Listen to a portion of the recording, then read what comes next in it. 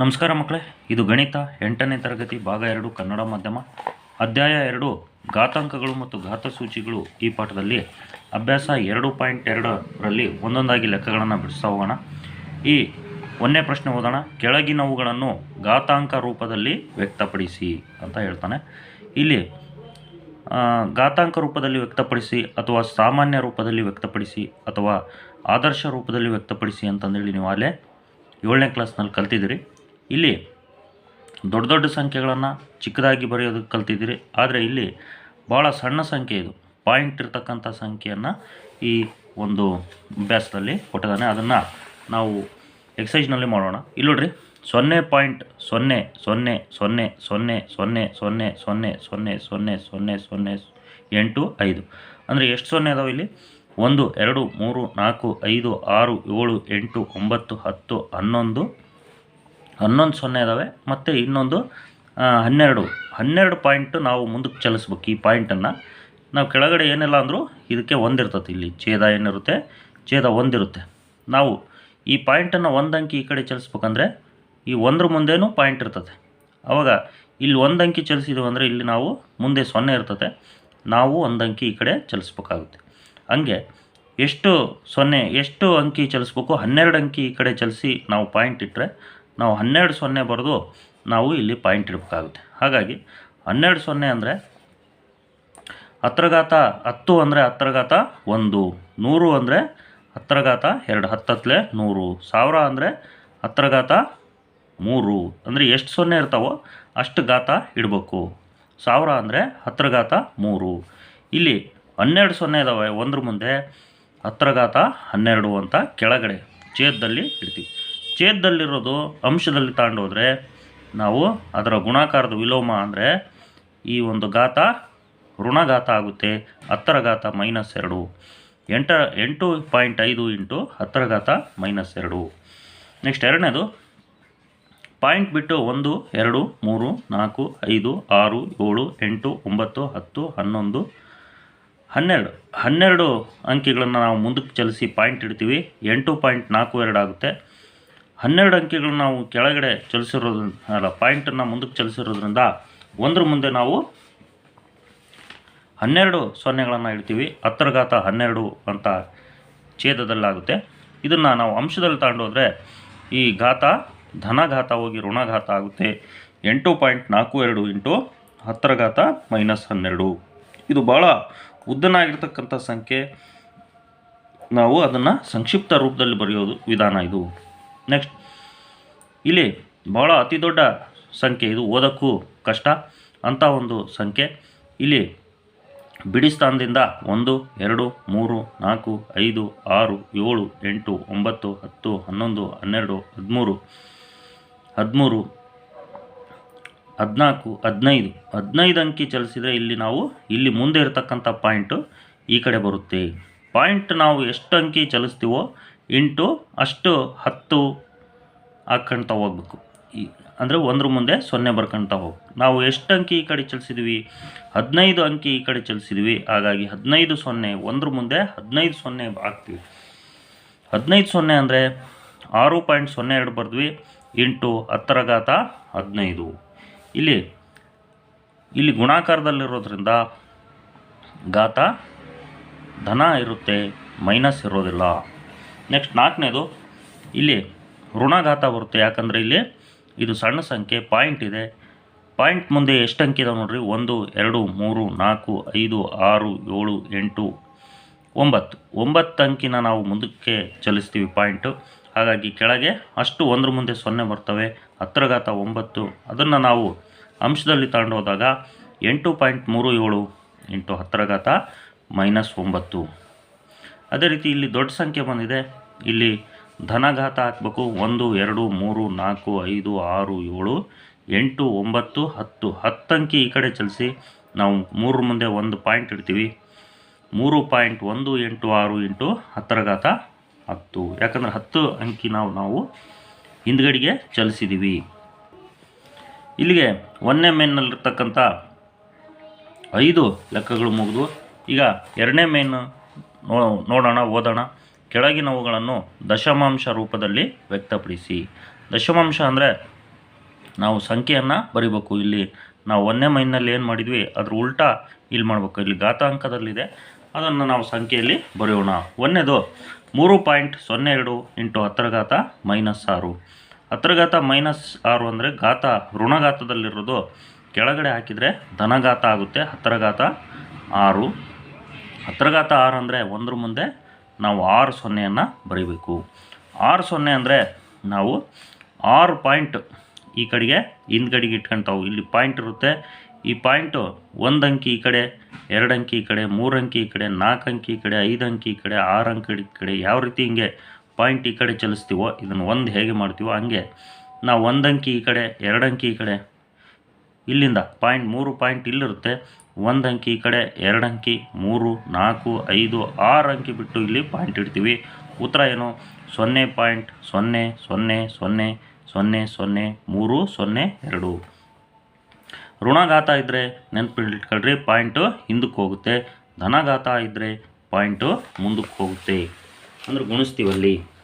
ಎರಡನೇದು 4.5 ಇಂಟು 10⁻4. ಇಲ್ಲಿ ಧನ ಘಾತ ಇದೆ, ಇಲ್ಲೇ ನಾವು ಇಂಟು ಹಾಕಿ ಗುಣಿಸೋಣ.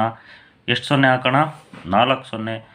ಎಷ್ಟು ಸೊನ್ನೆ ಇರ್ತತೋ ಅಷ್ಟು ಅಂಕಿ ಮುಂದಕ್ಕೆ ಚಲಿಸ್ಬೇಕು. ಇಲ್ಲಿ ಇರೋ ಪಾಯಿಂಟು 4 ಅಂಕಿ ಮುಂದಕ್ಕೆ ಅಂದರೆ 1, 2, 3, 4. ಇಲ್ಲಿ ಅಂಕಿಗಳು ಇಲ್ಲ, 5 ಮುಂದೆ ನಾವು ಸೊನ್ನೆಗಳು ಎಲ್ಲಿ ಅಂಕಿ ಇರಲ್ಲೋ ಅಲ್ಲಿ ಸೊನ್ನೆಗಳು ಹಾಕ್ಕೊಳ್ತೀವಿ. ಪಾಯಿಂಟು 4 ಅಂಕಿ ಮುಂದಕ್ಕೆ ಚಲಿಸಿ ಪಾಯಿಂಟ್ ಇಲ್ಲಿರುತ್ತೆ. ಈ ಮುಂದಿರೋ ಪಾಯಿಂಟನ್ನು ನಾವು ಬರೆಯೋದಿಲ್ಲ. 45,000. ನೆಕ್ಸ್ಟ್ ಮೂರನೇ ಲೆಕ್ಕ 3 ಇಂಟು 10⁻⁻8. ಇಲ್ಲಿ ಋಣಘಾತ ಇರೋದನ್ನು ಧನಘಾತ ಮಾಡ್ಬೇಕಂದ್ರೆ ಕೆಳಗೆ 10⁸ ಹಾಕ್ತೀವಿ. ಕೆಳಗೆ ಹಾಕಿರೋ 10⁸ ಅಂದರೆ 10 ಸೊನ್ನೆ ಅಲ್ಲ 8 ಸೊನ್ನೆಗಳನ್ನು ಒಂದ್ರ ಮುಂದೆ ಬರ್ಕೊಳ್ತೀವಿ.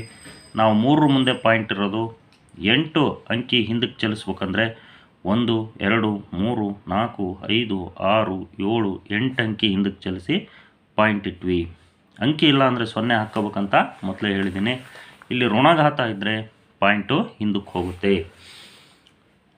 ನೆಕ್ಸ್ಟ್ ನಾಲ್ಕನೇ ಲೆಕ್ಕ 1.0001 ಇಂಟು 10⁻9. ಇಲ್ಲಿ ಧನಘಾತ ಇದೆ, ಪಾಯಿಂಟ್ ಮುಂದಕ್ಕೆ ಚಲಿಸ್ಬೇಕು. ಎಷ್ಟು ಅಂಕಿ? 9 ಅಂಕಿ ಮುಂದಕ್ಕೆ ಚಲಿಸ್ಬೇಕು. 1, 2, 3, 4, ಇಲ್ಲಿಗೆ 4, 5, 6, 7, 8, 9 ಮುಂದ್ಗಡೆ ಇಲ್ಲಿ ಪಾಯಿಂಟ್ ಇರುತ್ತೆ. ಇಷ್ಟು ಇದು ದೊಡ್ಡ ಅಂಕಿ, ಇದು ಓದೋಕ್ಕೆ ಕಷ್ಟ ಸಾಧ್ಯ. ನೆಕ್ಸ್ಟ್ ಅದೇ ರೀತಿ 5.8 ಇಂಟು 10⁻12 ಅಂದರೆ ಇಲ್ಲಿ ಧನಘಾತ ಇದೆ, ಅಂದರೆ 12 ಸೊನ್ನೆಗಳು ಅಂದರೆ 12 ಅಂಕಿ ಈ ಕಡೆ ಚಲಿಸ್ಬೇಕು. ಪಾಯಿಂಟ್ ಇದು 1, 8 ಕೂಡ ಲೆಕ್ಕ ಹಾಕಿ 1, 2, 3, 4, 5, 6, 7, 8, 9, 10, 11, 12 ಅಂಕಿಗಳನ್ನು ಮುಂದಕ್ಕೆ ಚಲಿಸಿ ಇಲ್ಲಿ ಪಾಯಿಂಟ್ ಇಡ್ತೀವಿ. ಇಷ್ಟು ಇದೊಂದು ಸಂಖ್ಯೆ. ನೆಕ್ಸ್ಟ್ ಆರನೇ ಲೆಕ್ಕ ಇಲ್ಲಿ 3.6149 ಇಂಟು 10⁻6 ಅಂದರೆ 6 ಅಂಕಿ ಮುಂದಕ್ಕೆ ಚಲಿಸ್ಬೇಕಿದು.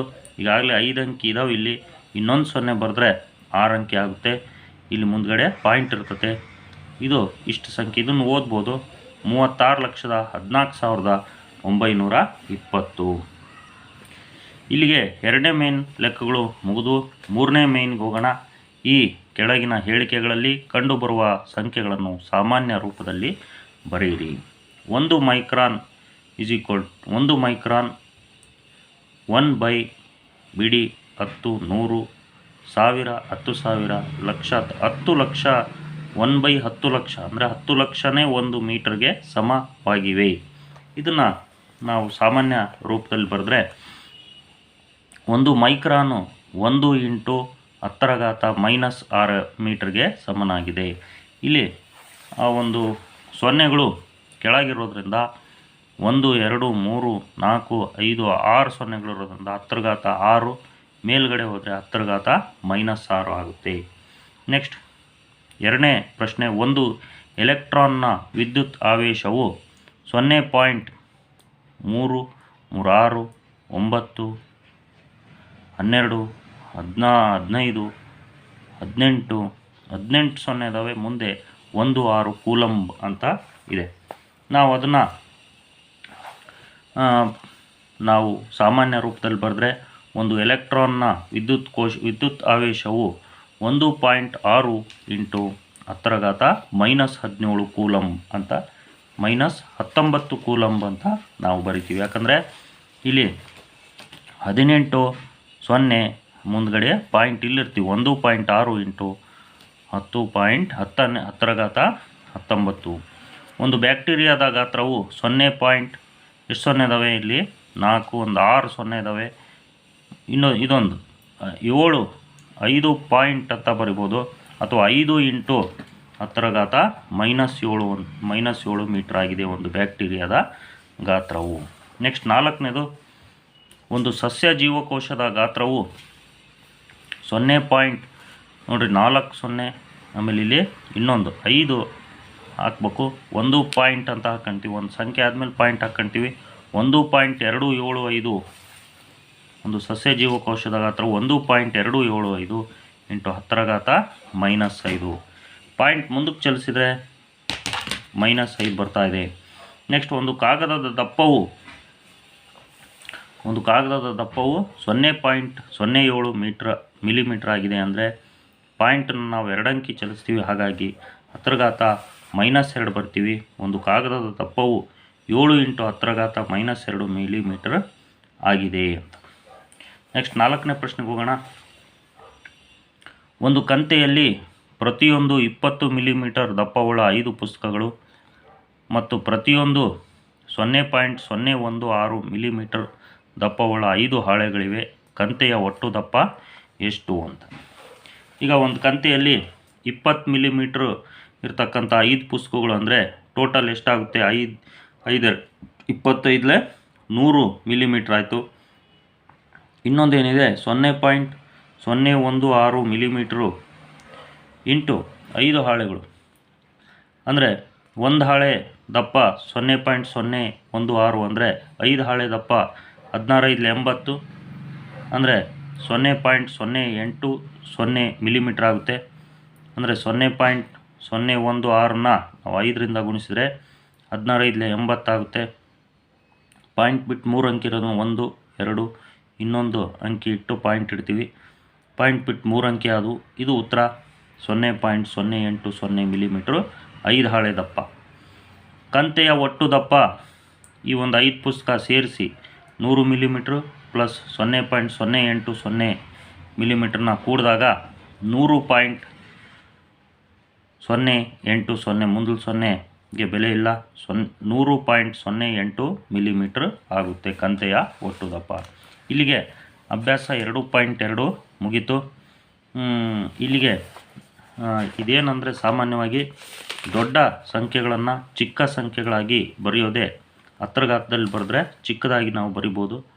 ನಾವು ಇಲ್ಲಿ ಪಾಯಿಂಟ್ ಹಿಂದಕ್ಕೆ ಹೋದರೆ ಘಾತ ಧನಘಾತ ಬರುತ್ತೆ. ಇಲ್ಲಿ ಪಾಯಿಂಟು ಮುಂದಕ್ಕೆ ಹೋದರೆ ಘಾತ ಋಣಘಾತ ಬರುತ್ತೆ ಅನ್ನೋದನ್ನು ನೆನಪಿಟ್ಕೊಳ್ರಿ. ಇಲ್ಲಿಗೆ ಈ ಒಂದು ಅಭ್ಯಾಸ 2.2 ಮುಗೀತು ಮಕ್ಕಳೇ. ಧನ್ಯವಾದಗಳು.